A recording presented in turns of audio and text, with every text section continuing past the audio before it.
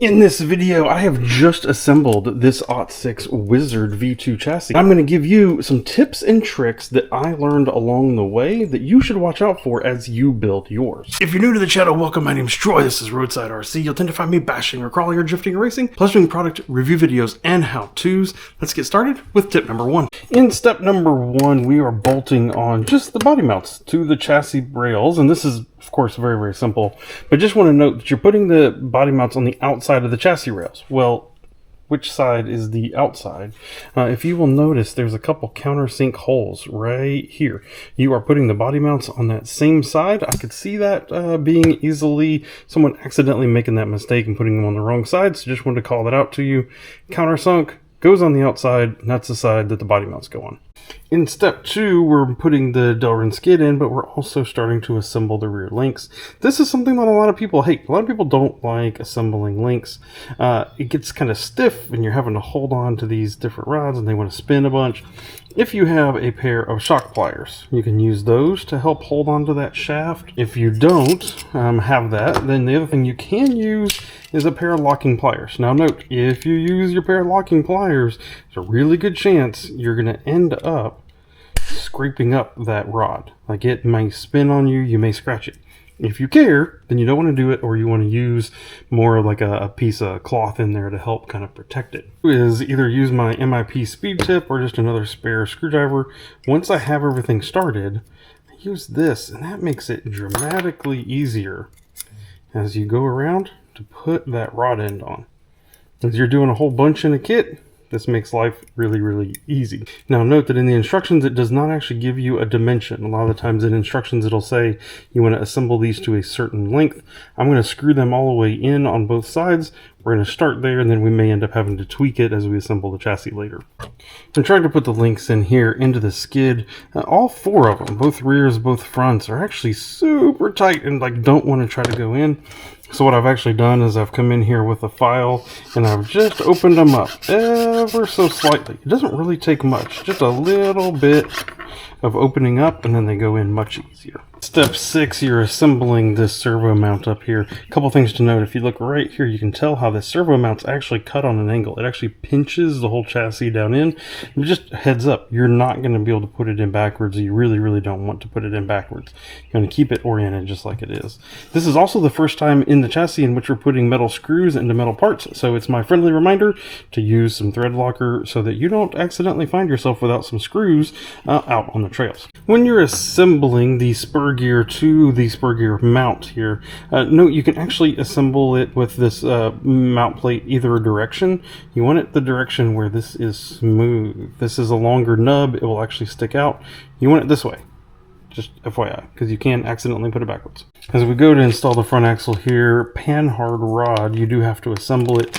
And just to save you the heart attack that I had in the last 10 minutes of my life, because I couldn't find in this section where this rod comes out here, I could not find the turnbuckle ends.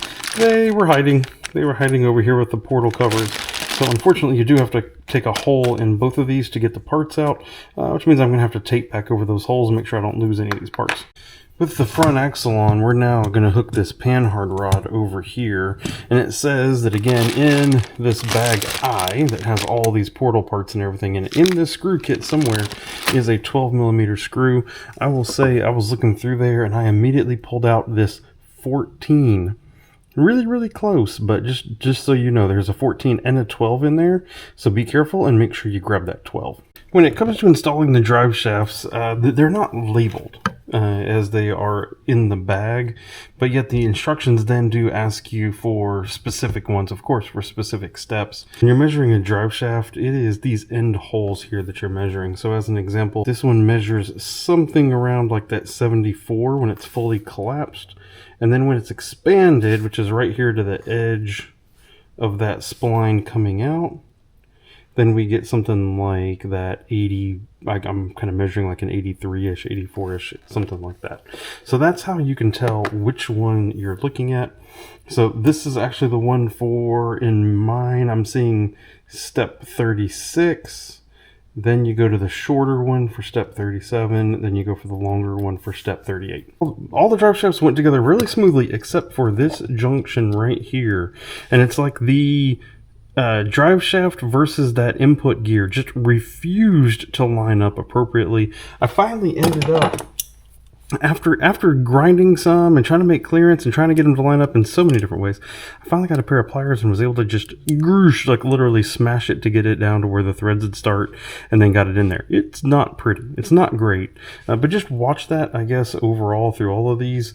I don't know, I couldn't tell if it was just a little burr. Finally felt something pop. It's like it knocked a little burr out or something like that, which now got that set pin all the way through there. So just watch as you assemble your drive shafts for something like that. In the instructions, they actually tell you that they prefer for folks to go ahead and punch holes in tires, and so that is exactly what I did, and I appreciate it, because if you watch the channel, you'll know I tend to forget to do that, and then I assemble everything, and then I have to take everything back apart to punch holes. Now, when assembling the wheels, they are a little bit of a pain in the tail, because you do have to assemble. Of course, the inner ring goes in, this back ring goes on, front ring goes on. In order to get the front ring on, note that the holes here for the bolts and the holes here around the edge, they're not symmetrical. So it's not like an infinite number of combinations that you can get everything to line up with. What I was able to do was find where the screw hole and the big hole line up, and then that way I could align the two pieces easier to make sure that they went together. But they have to line up exactly perfectly, because this outer face has the same holes in it for the same screws as the interface, and so it has to be perfectly lined up, and that also matters for back here with the hub itself. So that is, it took me, honestly, the first wheel, it took me a number of tries to get it just right. And with the kit, at least with my kit, it came with this easy tire assembly tool. Again, very, very important. I was able to get the outer and the inner piece assembled, hubs assembled, then start sticking this through. It goes all the way through even this inner hub. So get this together, then stick that inner hub in, then squeeze it all down with the tool through both parts, and then you can get those screws in. If you go to the Ottsix website, there's actually a little video on there that shows you how to use this. Key, I think very, very key, was this tool in order to get these wheels all mounted. Of course, being a kit, you do need to provide all of your own electronics. I went with the Furatech Python ESC along with their Outrunner motor. This is the 2000 kV Komodo 10 that I have in here with it. Using my Dumbo DDF 350 controller. Receivers are nice and cheap in it. And then using my Zuske 35 kg servo. One big tip here I would suggest, especially for the motor, go ahead and install this dramatically earlier on in the build, back when you're probably putting all of this together in the first place. Getting that motor back in there now, you had to remove the servo linkage, you had to remove the pan hard rod in order to get access down in there. All of that stuff was required in order to get that motor back in. So if you do that earlier in the build process, then you don't have to worry about that. So that would be a tip for me there. The next watch out here is where you install your electronics. This very small tray up here is where I put my receiver. I decided to put my ESC over here. Motors from the wire, due to length, due to trying to avoid drive shafts and everything, I have coming out and over here. Maybe that's good, maybe it's not, maybe they need to sneak in here. We'll find out over time. But that leaves the battery to either go up here up front, which doesn't look like a very good spot based on the size of that tray and having to avoid the spur gear and stuff like that to get over. It kind of leaves the battery for this spot right here. But this is really, really narrow. We're literally talking about less than 30 millimeters from the shock tower over here. So initially I was going to run this CNHL 2200 3S pack. And if you put it in there, length is pretty good, but over here there is basically zero clearance between it and that drive shaft. That's a bad thing. This Genzace 2200 bashing is slightly smaller. It ends up with 1 millimeter or 2 of gap between it and that drive shaft. That might be okay. Genzace 2200 just standard is skinnier but longer. So again, that's one, I think we could strap it down in here. It gives probably 2 or 3 millimeters of space between it and that drive shaft over there. So although it's longer and not necessarily ideal, you're going to either be getting a very narrow battery like this or a dramatically smaller battery. Of course, a lot of people run like 3S 8500 milliamp, not 2200 milliamp. But so be very considerate about what battery and be very aware of the limited space that you have here. The other thing that I think I'm going to have to take apart and double check on this crawler is maybe it's the gear backlash and the differentials or something. If you roll it forward, it feels somewhat smooth, a little bit catchy, but when you roll backwards, like right there, it's fully caught. It's like jamming. Right, you hear that? That's bad. Something's not right.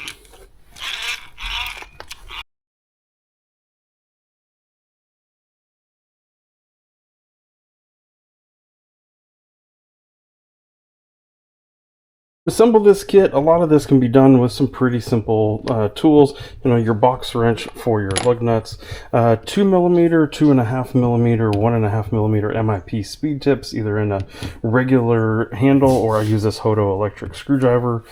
Some various pliers, locking pliers to help hold some links, regular standard just slip link pliers in order to hold some other parts, a few different screwdrivers in order to help prying or moving some pieces, and side cutters for clipping some wires, zip ties of course. I ended up using a file in a couple places to just create additional clearance, and then, you know, a lot of times metal into metal means blue thread locker, and plus a magnetic tray of course gets you everything that you're going to need to build this crawler. That is all my tips and tricks for building this crawler. If you have any questions about anything I said or showed in the video, please leave them down in the video comments. If you've also already built this and I missed something that you think someone else should know, also please leave that down in the video comments so that hopefully some other folks can come find it and use your wisdom that you have also learned. I'm going to get to painting this body and getting this out and getting its first test run. Those are all going to be in separate videos. So if you're curious to see more about what I'm going to do with this crawler, there will be a Wizard playlist popping up over here to your right. I hope to see you in one of those videos. Thank you for watching and goodbye.